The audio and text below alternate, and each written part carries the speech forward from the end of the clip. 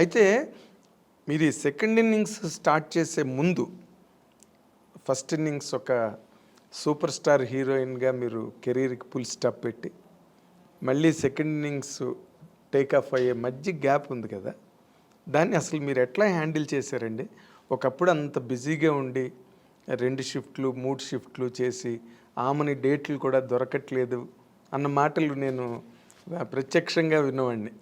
అలాంటి ఒక కెరీర్ని ఒక్కసారి పవర్ బ్రేక్ కొట్టి మళ్ళీ సెకండ్ ఇన్నింగ్స్ మధ్యలో గ్యాప్ ఉంది కదా, ఈ గ్యాప్ని మీరు అసలు ఎట్లాగా ఎంజాయ్ చేశారు, ఎట్లా హ్యాండిల్ చేశారు? మోర్ ఇంపార్టెంట్లీ నిజంగా చాలా కష్టమైంది నాకు 1 ఇయర్. అసలు పిచ్చి పట్టేది నాకు. మ్యారేజ్ చేసుకొని వెళ్ళాను నేను, వేరే ఆప్షన్ ఏమీ లేదు. వెళ్ళిన తర్వాత నాకు ఇంట్లో కూర్చోడం చాలా కష్టమైంది. ఎందుకంటే నాకు కుకింగ్ తెలియదు, అస్సలు తెలియదు. నాకు చిన్నప్పటి స్పూన్ పట్టుకోవడం కూడా తెలియదు. ఎప్పుడైనా కాఫీను టీ అలా చేసేదాన్ని.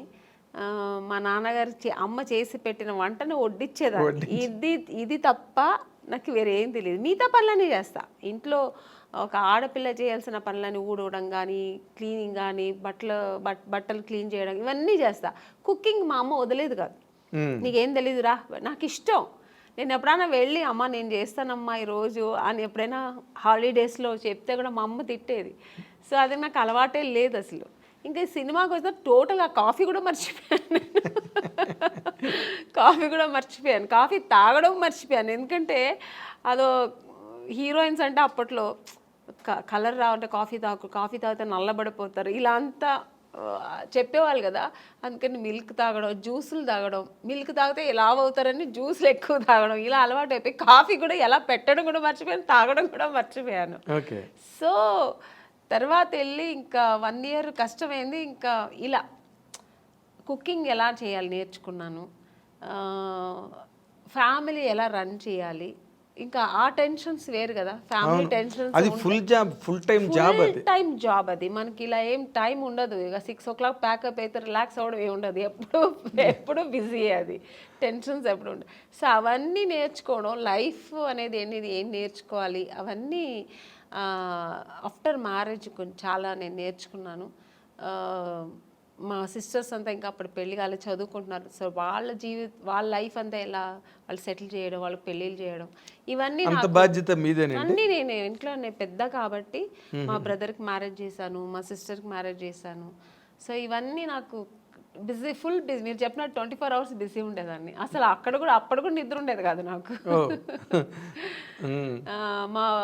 మా సిస్టర్స్ చదవలేదంటే మార్నింగ్ 4 o'clock లేపి చదువు కూర్చొని అని, నేను ఒక టీచర్లా నాకు నేను చెప్పివ్వను కాదు, నేను కూర్చుంటా నువ్వు చదువు అనేదాన్ని.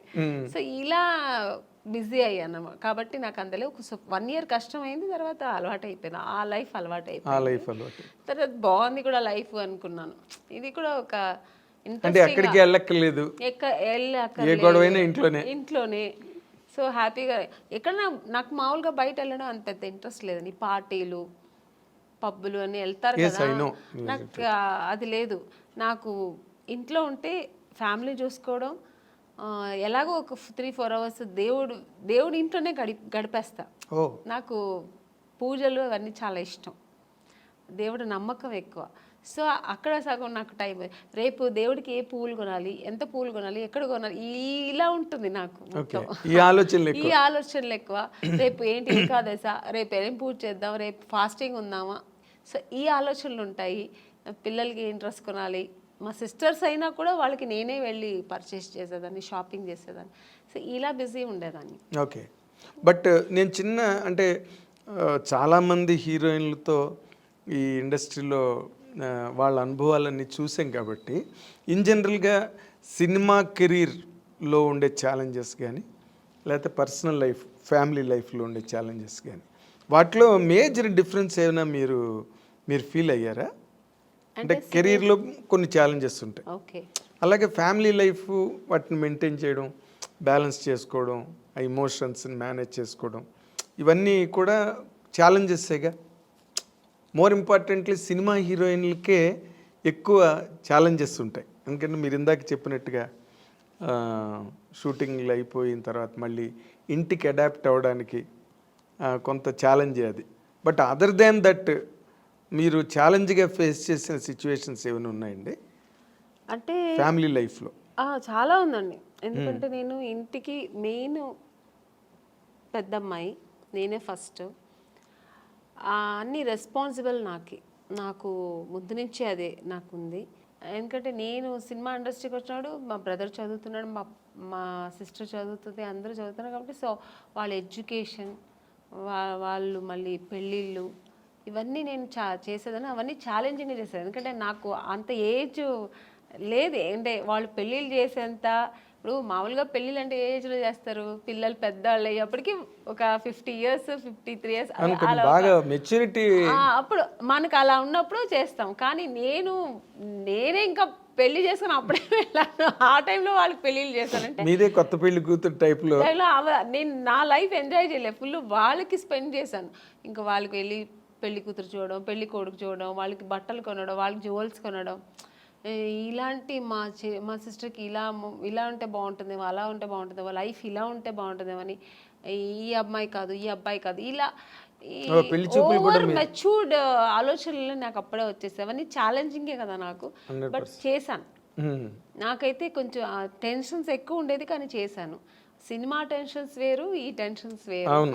సో అక్కడ కూడా మనకు ఎక్కడ కొద్దిగా ఫైనాన్షియల్ ప్రాబ్లమ్ వస్తే మళ్ళీ అది టెన్షన్. మా ఇంత గ్రాండ్గా చేయాలి, ఎందుకంటే మా అమ్మాయి, మా సిస్టర్ పెళ్ళి కదా, మా బ్రదర్ పెళ్ళి కదా, గ్రాండ్గా చేయాలి.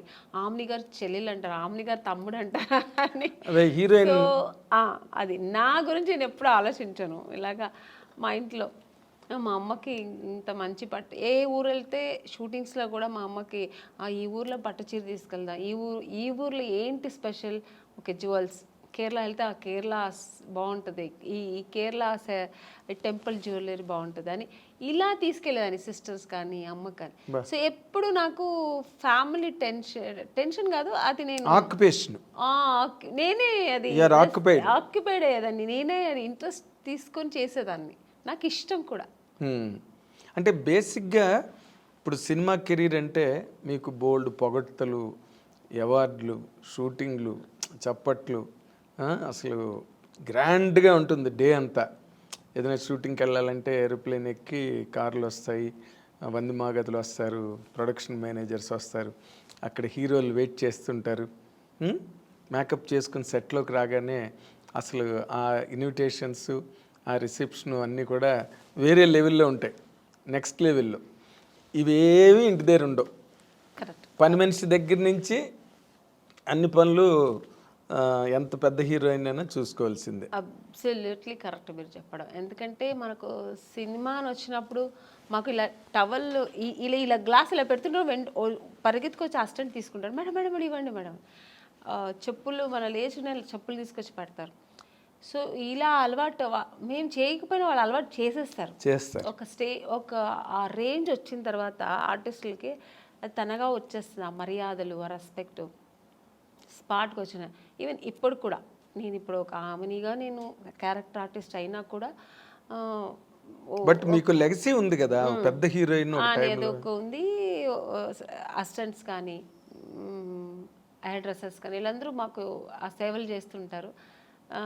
నాకు చాలా అంటే చేయించుకోవడం ఒకలా ఉన్నా కూడా తప్పదు, ఇక్కడ చేయాలి, చేయించుకోవాల్సి వస్తుంది. ఎందుకంటే నేను వెళ్ళి చేస్తే కూడా వాళ్ళు వదలరు. మేడం మేడం మీరెందుకు మేడం తీసుకొస్తారు, నా చేతికి ఇవ్వండి ఫోను అని, ఆ ఫోన్ కూడా లాగేసుకుంటారు.